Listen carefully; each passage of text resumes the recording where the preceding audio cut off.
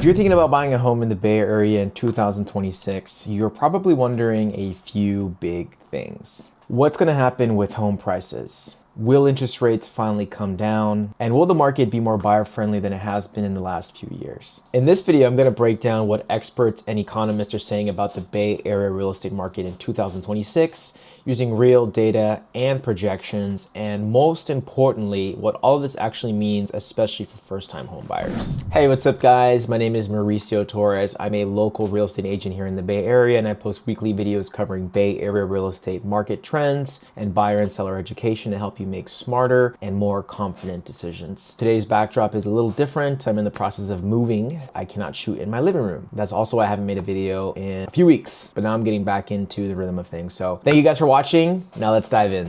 Where the Bay Area market stands right now. To understand what 2026 could look like, we need to start with where the market is today. Over the past year, the Bay Area has seen stabilizing prices, slower appreciation, and more selective buyer activity compared to the peak years. Sales activity has picked up in some counties, cooled in others, but overall, we're no longer in a frantic anything goes market. One of the biggest themes right now is limited inventory. Even though more homes are slowly coming on the market, supply is still tight relative to demand, especially in desirable neighborhoods across San Francisco, the Peninsula, and parts of the South Bay.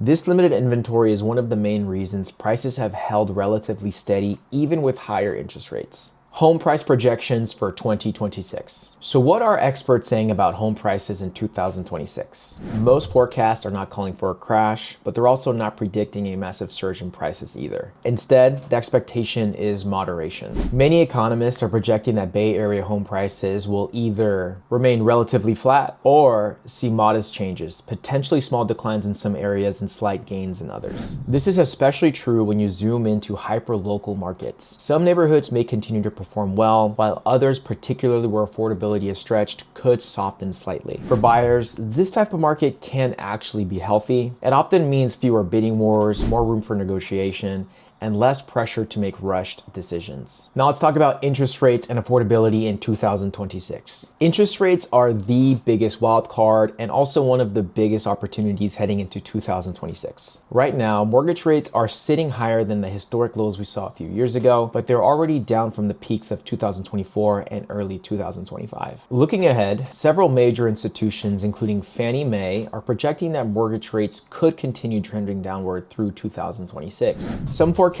even suggest rates may fall below 6% by the end of 2026, landing in the high 5% range if inflation continues to cool and the economy stabilizes. Now, that doesn't mean mortgage rates are guaranteed to drop, and it doesn't mean that they will fall overnight. But even a shift from the mid sixes into the high fives can make a real difference in your mortgage payments, especially in a high cost market like the Bay Area. For first-time buyers, that kind of change can improve purchasing power, make your monthly payments more manageable, and open the door to neighborhoods that previously just felt out of reach. Inventory, demand, and buyer leverage. Another key trend as we head into 2026 is inventory. Many analysts expect inventory to slowly increase as more sellers become more comfortable listing in a market with steadier prices and potentially lower interest rates. That doesn't mean a flood of homes, but even incremental increases can shift the balance. More inventory combined with easing rates often leads to less competition, fewer extreme bidding wars, and more negotiation opportunities. That said,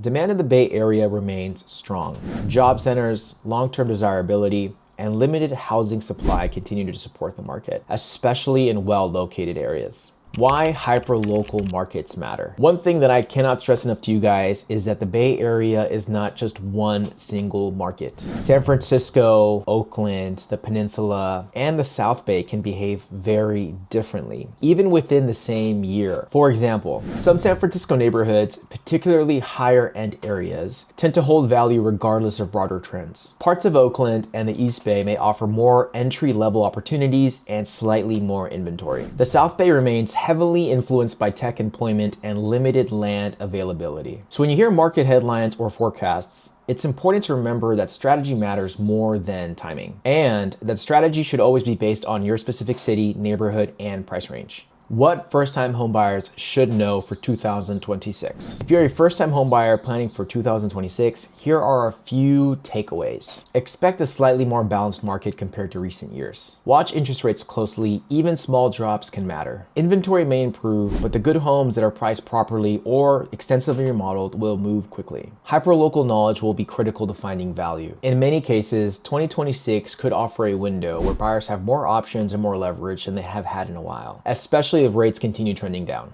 Now some final thoughts, guys. The Bay Area real estate market in 2026 is shaping up to be more stable, more strategic, and more nuanced, not a frenzy and not a freeze. If you want help understanding how these trends apply to your specific situation, your budget, your timeline, and the areas you're considering, feel free to reach out to me. You can also comment below Market 2026, and I'll be more than happy to walk you through what buying in 2026 could look like for you. Now, I just want to say, guys, thank you so much if you watched this video all the way through. I hope that you hit the like button and please subscribe. I'm going to try to be more consistent with posting now that I am at the end of my move. I hope you guys have a great rest of your day. Have a blessed one.